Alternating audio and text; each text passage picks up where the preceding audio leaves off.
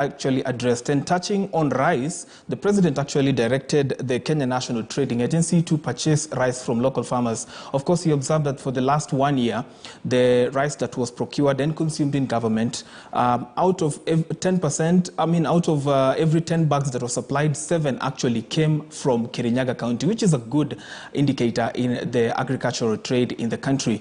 I now want to cross over and join.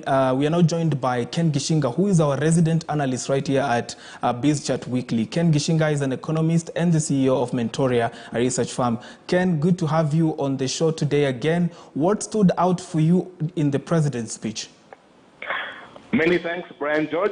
I think this was an excellent speech by the president. He offered a deep reflection of the past and an honest appraisal of the Kenyan economy today. And I think there has been a sense of soul-searching within the National Treasury, within the presidency, on where the Kenyan economy is. And I think they have shown that they can rise to the occasion. I was particularly impressed by the digitization of the lands project, the Ardhisasa, because, Brian George, you know that land is the largest factor of production. So the ability to be able to utilize it in a meaningful way is powerful. But also the stimulus package, 25 billion, adding to the 56 billion offered last year, takes our total stimulus package to about 81 billion. It's still way below the 300 billion that I believe is necessary, but we'll take it because the economy needs to move forward, and it has been a time. But also some of the things around the CRB, these are things that we've talked about. They have affected the conduct of monetary policy and things on the Kazi kwa Vijana, really getting young people back to work, reducing unemployment. So I think this is a very encouraging message, and we really hope everything will be implemented as has been explained. Biggest wins for Kenyans today is the lifting of the curfew. So let's just have a trail down of who are the biggest gainers in the curfew lifting. Obviously, that was a big highlight for most Kenyans.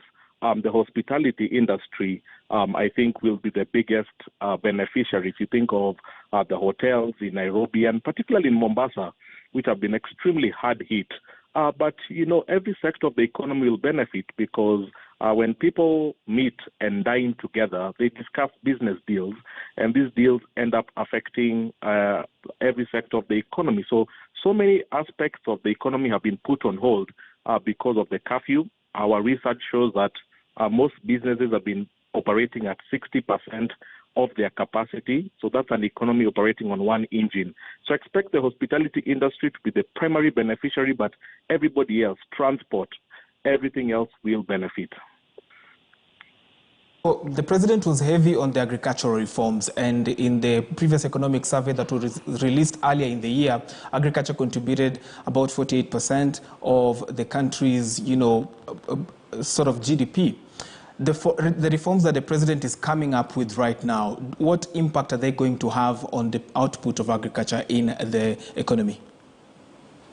Well, actually, agriculture, according to the latest economic survey, contributed about 25% of GDP, which was much lower than last year when it was 33%.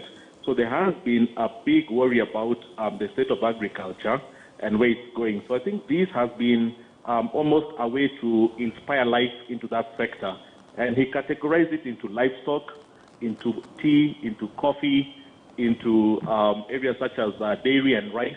So for me, I think it's really a realization that agriculture is a resilient part of the economy, and it's an economy that can create tremendous opportunities, particularly for young people who have lost jobs during the COVID pandemic.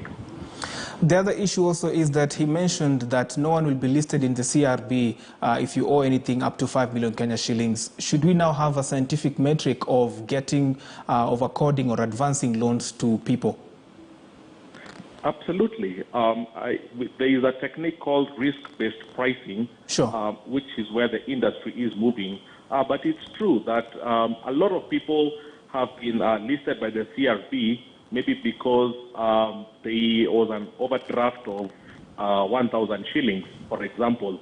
And that really impacts on ability to access credit. And small business have a challenge with accessing credit. So I think this is going to be a major momentum, a major push for small business. And we do really hope that our banks can start implementing these as of tomorrow. Ken, as we close this discussion, what did the president mention about? Taxes, maybe? I don't know.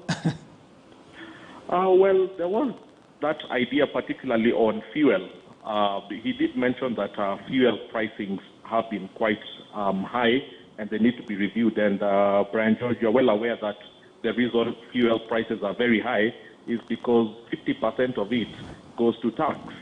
So the order of reviewing a new fuel model before December 24th will necessarily mean that they have to look at the taxation of it, because it's the tax component that contributes up to the high cost. So I think the next 2 months there'll be a lot of heavy lifting at the Treasury to come up with a new model. And if we can bring down these taxes down and fuel prices down, businesses will really be spurred back to life.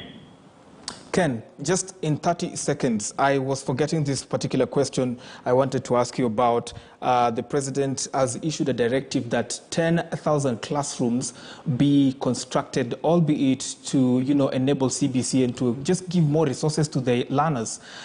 He was categorical that Ministry of Education should contract local contractors. How can we make sure that this is adhered to? What monitoring schemes should be put on the ground to make sure that this is actually followed to the latter?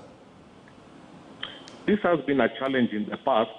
If you look at the standard gauge railway, for example, there was what is called a gentleman's agreement that 60% of it would be done by the Chinese and 40% of it would be done by locals.